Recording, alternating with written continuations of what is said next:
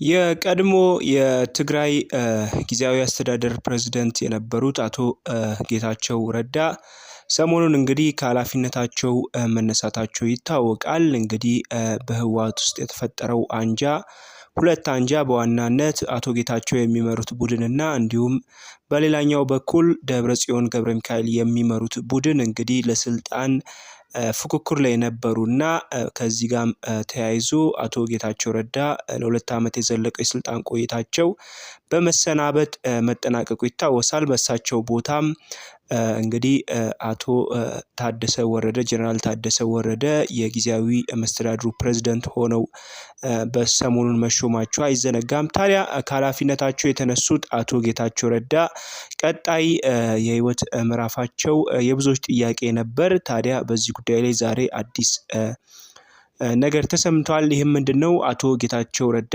በሚኒስትር ማዕረግ መሾማቸው እየተገለጸ ይገኛል።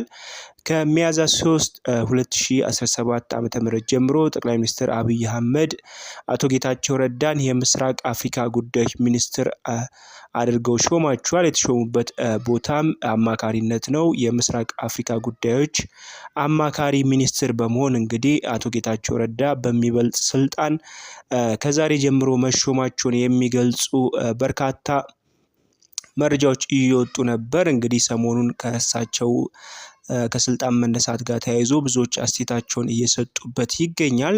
ዛሬ ላይ ግን እየወጡ ያሉ መረጃዎች እንደሚጠቁሙት ከሆነ ጠቅላይ ሚኒስትር አብይ አህመድ እንግዲህ አቶ ጌታቸው ረዳን አማካሪው አድርገዋቸው እንደሾሙ እየወጡ ያሉ መረጃዎች ይጠቁማሉ። እንግዲህ ከዚህ ቀደም አቶ ጌታቸው ረዳ በሚኒስትር ማዕረግ የኮሚኒኬሽን ጉዳዮች ሚኒስትር ሆነው ለአንድ ዓመት አገልግለው ነበር። ከጦርነቱም በኋላ ወደ ትግራይ በማቅናት ዋነኛ የህወሓት አመራሮች መካከል ተጠቃሽ ነበሩ። እንግዲህ ጦርነቱ ካበቃ በኋላ ለሁለት ዓመታት የጊዜያዊ ርዕሰ መስተዳድሩ ፕሬዝዳንት ሆነው ነበር። እንግዲህ ከኃላፊነት ከተሰናበቱ በኋላ እንግዲህ ከቢቢሲ ሆርን ኦፍ አፍሪካ ቆይታ አድርገው ነበር።